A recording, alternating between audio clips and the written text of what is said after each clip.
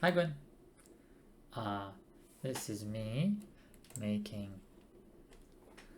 a video. I don't know where I want to sit. But what I'm doing is I am gonna read to you. I figured you'd like that. So I'm gonna read Hitch-Hikers. So I'm gonna read from, and I'm gonna do it. I don't know how many chapters I'm gonna read this session, but I'm gonna see how many I can get down tonight. I'm gonna try to still have time to talk to you tonight. I love you. Okay, chapter 1.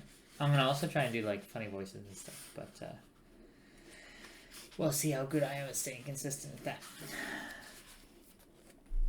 that. Far out in the uncharted backwaters of the unfashionable end of the western spiral arm of the galaxy lies a small, unregarded yellow sun. Orbiting this at a distance of roughly 92 million miles is an utterly insignificant little blue-green planet whose ape-descended life forms are so amazingly primitive that they still think digital watches are a pretty neat idea. This planet has, or rather had, a problem, which was this. Most of the people living in it were unhappy for pretty much at the time. Many solutions... I think that was a typo. Most of the people living on it were unhappy for pretty much all the time. Many solutions were suggested for this problem, but most of these were largely concerned with the movements of small green pieces of paper, which is odd because on the whole, it wasn't the small green pieces of paper that were unhappy. And so the problem remained. Lots of people were mean, and most of them were miserable, even the ones with digital watches. Many were increasingly of the opinion that they'd all made a big mistake in coming down from the trees in the first place, and some said that even the trees had been a bad move and that no one should have ever left the oceans. And then, one Thursday, nearly 2,000 years after one man had been nailed to a tree for saying how great it would be to be nicer to people for a change, a girl sitting on her own in a small cafe in Rickmansworth suddenly realized what it was that had been wrong this whole time. And she finally knew how the world could be made a good and happy place. This time it was right. It would work, and no one would have to get nailed to anything.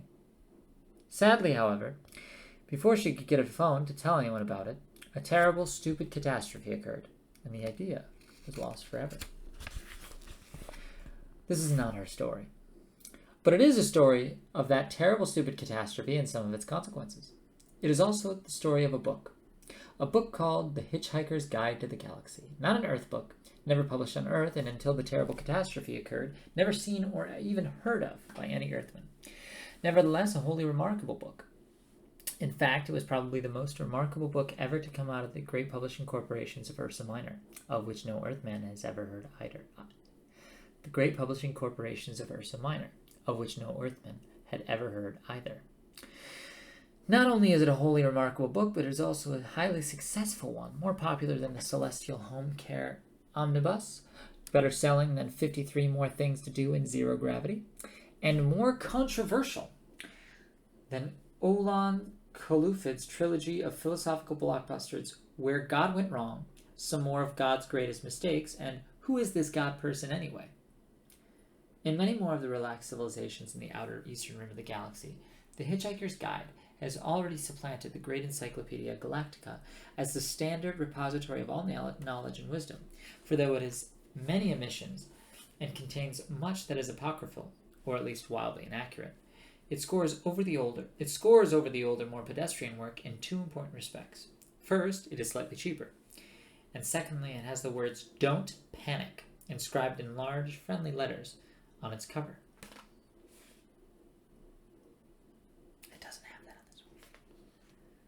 But the story of this terrible, stupid Thursday, the story of its extraordinary consequences, and the story of how these consequences are inextricably intertwined with this remarkable book begins very simply. It begins with a house. That was actually the foreword, not chapter 1. And so I will pause and listen to how my audio sounds to make sure it sounds okay. This is just a 5-minute video that will not be part of the chapter 1 part. I love you.